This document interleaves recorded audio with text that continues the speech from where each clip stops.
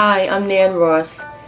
Today's episode is based on a very sensitive topic which many individuals would turn away from speaking out. But this silent epidemic has affected our community. It has affected our daughters, sons, niece, nephew, even our siblings. But did you know that 1 in 4 girls and 1 in 4 boys will be sexually abused by the age of 18, but only 1 in 10 will tell? What about 70% of all sexual assault crimes happens to children under the age of 17? The average age is 9 years old. It's time to break this silence. So please join me as I talk with a woman who has experienced sexual abuse from the age of 3 to 17 by her stepfather. She turned to drugs, alcoholism, and even attempted suicide just to heal her pain. Tonight, we're going to have the opportunity to hear from Angela Williams, the founder of Voice Today, a non-profit organization breaking the silence of child sexual abuse.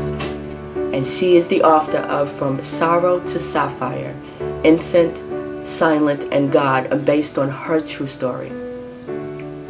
She will provide us with some steps that parents and community leaders and even mentors need to take to prevent child sexual abuse from happening in our community.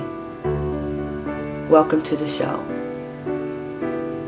Breaking the Silence, Steps to Prevent Child Sexual Abuse.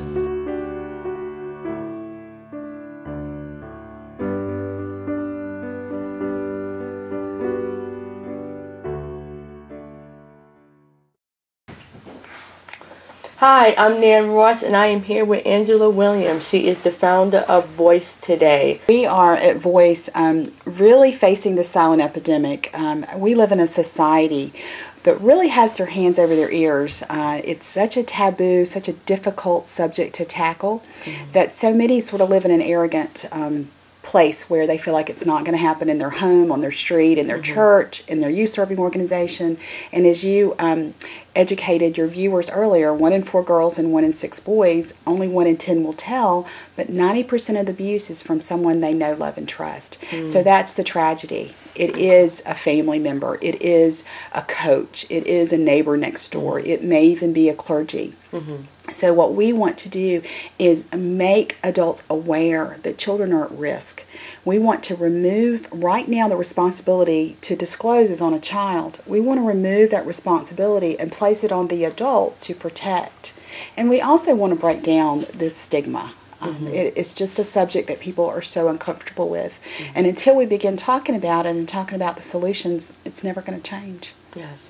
Now, we had talked, was it a week ago, about some of the celebrities out who are actually breaking the silence and revealing some of their dark childhood secrets, like Oprah and Tyler Perry.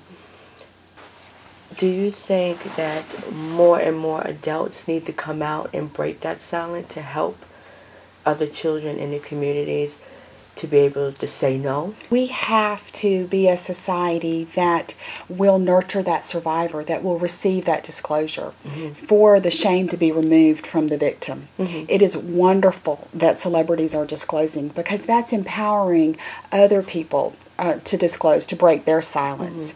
It is giving them the courage that they may need to not feel like they are alone in this, that they're the only person.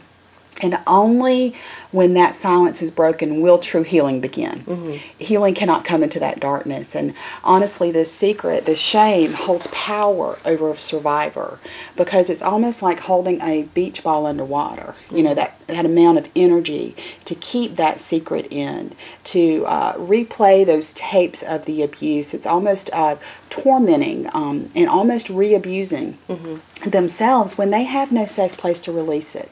So we feel very strongly that we want to give a voice to survivors to break their silence, to be empowered, and to be able to heal, and then to be able to help protect the next generation. Okay. Well, before we get into some of the steps to help prevent this epidemic from from happening to our youth and our communities. Do you have a specific programs just tailored to the survivors versus We do. parents educating Yes. their Yes. children? We really have several programs at Voice. Just in a nutshell, Voice is breaking the silence and the cycle of child sexual abuse in several ways. One is the Voice movement, and then that is a full awareness campaign, a grassroots effort that we can bring this subject into the public arena. Secondly is we are giving a voice of healing to survivors, and we're doing that in a number of ways. One is the Time to Heal workshop, and that's actually a workshop where we help identify maybe some destructive behaviors that have been going on as a result of the abuse. How do you break your silence? How do you confront your abuser? How do you find healing? How do you release that shame? So it's really a great workshop to help them get on that path to healing. What can we do? And you look at other topics. You know, it wasn't comfortable conversation to talk about AIDS 10 years ago. I remember where you really didn't want to be in the same room with an AIDS patient. Even with domestic violence. Domestic Who violence. would even Exactly. come out and say that Yes. my husband is actually beating on me Exactly. or my spouse? So it begins with awareness. It begins with doing what we're doing, and we are so grateful for this exposure on your show. It begins with, let's talk about it. Let's figure out where the problem is and how we can address it. Okay, so can you just give us some tips or maybe some steps as parents or as Sure. community leaders, as mentors, on how to prevent this epidemic from happening to our Your children. Well, the first thing is let's face that it is an epidemic. Let's face these statistics. Let's kind of get our heads out of the sand, and let's realize that all of our children are at risk. When you look at 20 to 30% that's statistically reported, and then only 1 in 10 are telling, it is exponential of the number of children that are being sexually abused. So let's be aware of the problem. Okay? You can't really prevent anything that you aren't facing and you're not aware of. So let's have the courage to accept that child sexual abuse is an epidemic in our society. Okay. Then let's have the courage to talk to our children about sex. Let's have the courage to talk to our children about personal boundaries and what is appropriate and acceptable personal boundaries. But as parents, I mean, it's easy for a parent to approach their child and say, stay away from drugs, you know, have safe sex or abstain from sex. But how do we approach our child about sexual abuse? Or one of our classes that we teach is one of our most popular. It's called Tough Talk to Tender Hearts. Okay. And most adults want to have one talk at puberty. They want to get it off the list, check it off the list, and that's it. When children are being exposed to sexually explicit material at a very young age, you look at the internet now and what they're exposed to on the internet. You look at commercials, you look at billboards, you look at TV shows. So what we have to do is aggressively and vigilantly begin those conversations very early and layer the conversations. And we at Voice teach you how to do that. We teach you the scripts. At a minimum, you need to let your child understand and know that not every adult is safe. At a minimum, you need to equip your child with a no voice and know when they can use that no voice. We teach our children to respect authority. We teach our children to respect adults. We teach them how to look both ways before they cross the road. We teach them how to drop and roll out of a fire. We don't teach them, if you're a threat in their life, how to respond to you. Okay. Sexual child abuse, you had mentioned, 90% is someone they know, love, and trust. So it could be a family member. That's right. So how can a child determine if their uncle or aunt or we need to define is getting too close? We need to define personal space, personal boundaries. We need to define their private parts. Any place that a bathing suit covers are their private parts. No one has a right to touch their private parts. No one has a right to ask to see their private parts. No one has a right to expose their private parts to them. No one has a right to show them people who have their parts exposed, pornography. Yes. No one has that right. No one has the right to look at them when they're undressing. We need to be so bold as to ask them, has anyone ever ever made you feel uncomfortable? Has anyone touched you? Because it doesn't begin with the act of sex. It begins with a grooming process. The child is groomed into this relationship. They may have their hair stroked. They may have their arms stroked. They may have their legs. The perpetrator is trying to break down the barriers of the child. To make them feel comfortable. Make them feel comfortable. They'll take it so far and then they'll go a little further. They'll take it so far, but the child knows. The child has that uh-oh feeling. That shame begins to set in. Oh, he's doing something that makes me feel very uncomfortable. Okay. So an adult needs to educate a child on that may happen, and what do you do? Okay, what do you do? Ask your child, what would you do?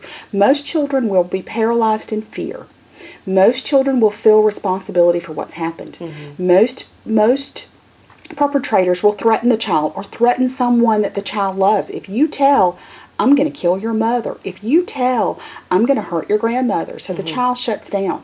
So if we've educated a child that A, not everybody in their life is going to be safe, B, where their personal boundaries are and their personal space is, and C, you have the right at any time to scream no at the top of your lungs. Practice those muscles. Practice what that sounds like to scream no. Okay. We need to teach them to run out of the situation. Do not let that person justify what they've done. Do not let that person manipulate you. You don't feel comfortable. You scream no. You run. And then there's another step. You tell. You tell the first person you come to. That person doesn't believe you. You tell someone else, and you tell someone else. It doesn't matter if the child has overreacted, because you as an adult can go in and protect that child, and you can sort out the evidence. You can sort out what happened. Okay. So as a parent, if my child approached me and told me that they were in a situation they felt a little uncomfortable. Now, as a parent, I'm being real. Sure, I want you to be real. I probably would flip. You're going to flip out, and that is the absolute worst thing you can do. Exactly. Okay, tell us. I mean, What? because I know the child. Sure. You're going to flip out because you're going to immediately be alarmed because, as I said before, if the child knows and loves and trusts the person, you probably know and love and trust the person. So even a step further from flipping out, you're going to go into immediate shutdown and denial. This could not have happened. This just could not have happened. My boyfriend could not have touched my child. This could not have happened. So you begin to question the child and the credibility of the child. That's where most people, adults, go. Instead of listening calmly to the child, do reflective listening. You never want to ask the child a million questions because you may be called into a court of law, and you want to give that child the best chance that they have for justice. And the only way you can do that is to repeat what the child says to you and say, tell me more. You got to keep the child talking. You've got to be calm. You got to be cool. You got to be collected. And for your audience, the most important thing that you say to a child is, I believe you, and I'm here to protect you, and this is not your fault. That is what will keep the child talking. Okay. That is what is going to affirm the child. That is what's going to give the child the courage to tell what has happened. And then you have to have the courage to understand that it's a crime and take the next step. Yes, do something about it. Regardless if it's who it is, regardless. Boyfriend, spouse, regardless. very close member of the family. Because acknowledge they're going to deny it. Yes. And it's not really up to you to determine that person's guilt or innocence. It's up to our judicial system, and we have to trust that system. What exactly does Voice Today need from the community to get it running strong? And that's a great question. We need partners. We need partners that will help us get the workshops into the communities, into faith centers, into youth-serving organizations, to host workshops. So we need partners that not only will host workshops, but will give resources.